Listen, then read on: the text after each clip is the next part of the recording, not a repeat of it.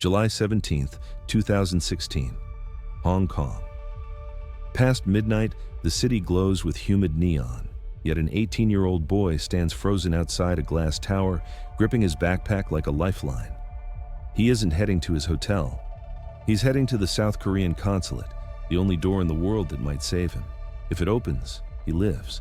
If not, he'll be on a flight back to Pyongyang by noon, returning to a future carved inside a bunker he'll never escape.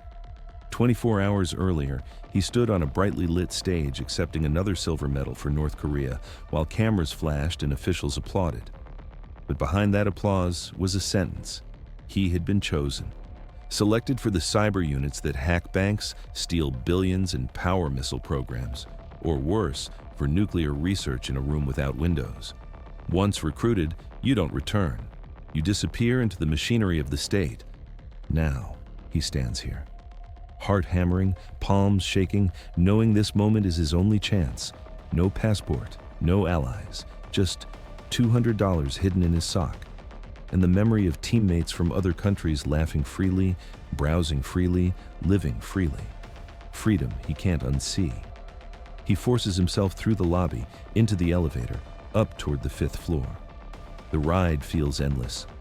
When the doors slide open, he walks toward the frosted glass of the consulate entrance. 2 guards blocking the way, their faces unreadable behind the glow of hallway lights. He swallows, steps closer, and whispers in Korean, voice trembling but determined, "I'm from North Korea. I want to defect." For a heartbeat, the world stops. The guards freeze, trading looks between uncertainty and shock. Then, one steps aside, unlocks the door, and gestures him in. As the door closes behind him, a soft, heavy click, relief floods through him, but it lasts only a moment, because he's still on Chinese soil, and China sends defectors back. He has crossed one threshold, but danger hasn't ended. It has only changed shape.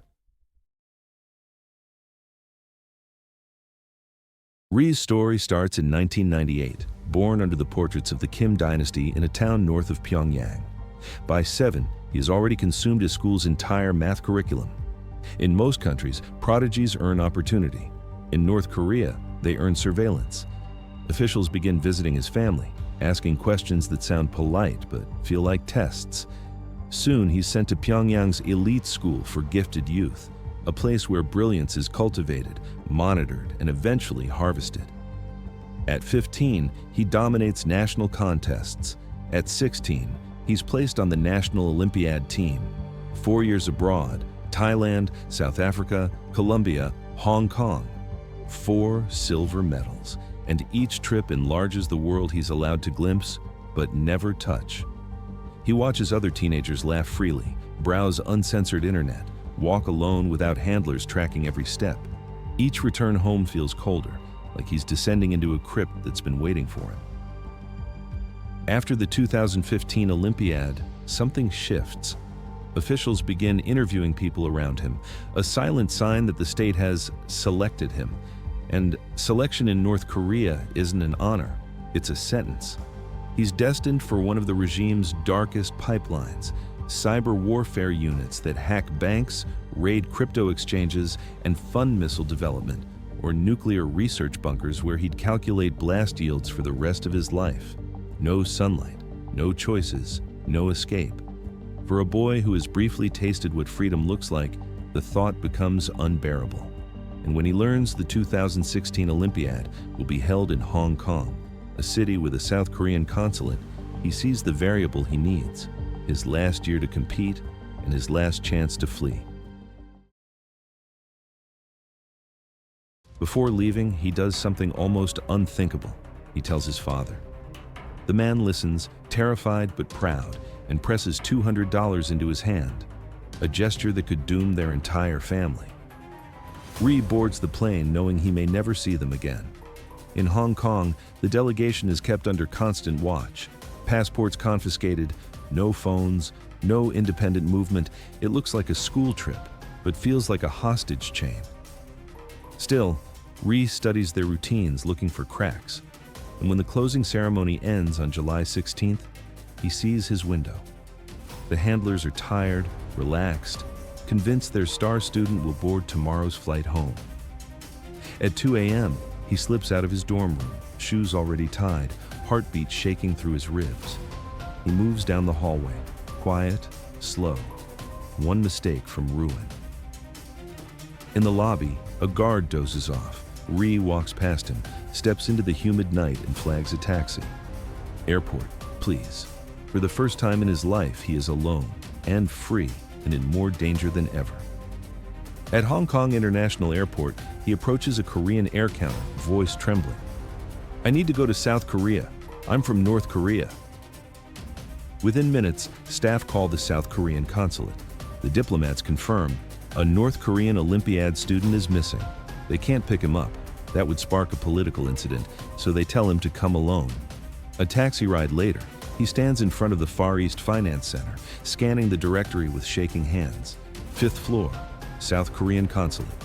2 guards block the entrance, visiting hours closed, until he blurts out the only words that matter. "I'm a North Korean student. I need asylum." 1 second of stunned silence.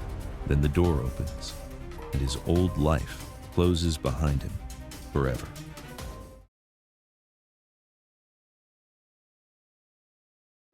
Inside the consulate, Ri feels safe for the first time, but only on paper. Outside the walls, Hong Kong police and Chinese authorities take positions. North Korea demands his return. China debates whether handing him back will please Pyongyang or enrage the world.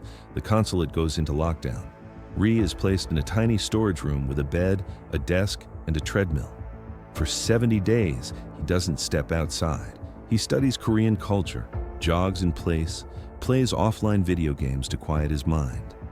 At night, guilt eats at him, wondering if his father survived, wondering if his family has already been punished for his choice.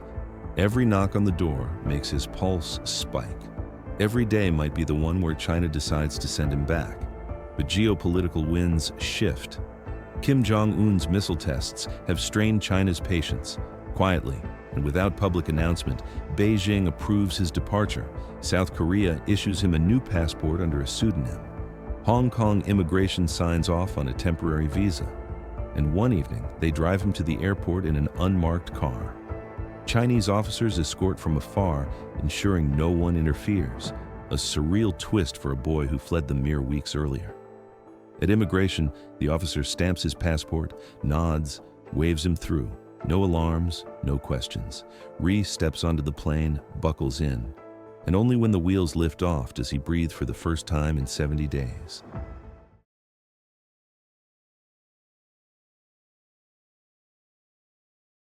In Seoul, he is processed quietly, away from cameras, away from spectacle. His old name is retired, Lee Jong-ho is born. Soon, he enters a resettlement program, learning how to use the internet freely, how to navigate a supermarket, how to live without fear. His mathematical brilliance returns in full force. Within a year, he earns admission to Seoul National University to study mathematics. From a bunker-bound future to one of the best universities in Asia, the contrast feels unreal. Yet the cost is permanent. He cannot contact his parents. He does not know if they're alive. To protect them, he insists publicly that he planned the escape alone. The burden is his to carry. North Korea, humiliated, pulls out of the International Mathematical Olympiad for 2 years. When they return, their students are watched even more obsessively. One boy outsmarted their entire system, and it shook the regime. And when Ri finally sits at a free computer and types North Korea into Google, he sees truths he was never meant to see. But his story leaves one question hanging in the air, a question that echoes far beyond Hong Kong, Pyongyang, or Seoul. How many other brilliant minds remain trapped in the North, running their own impossible equations, waiting for the one variable that might set them free?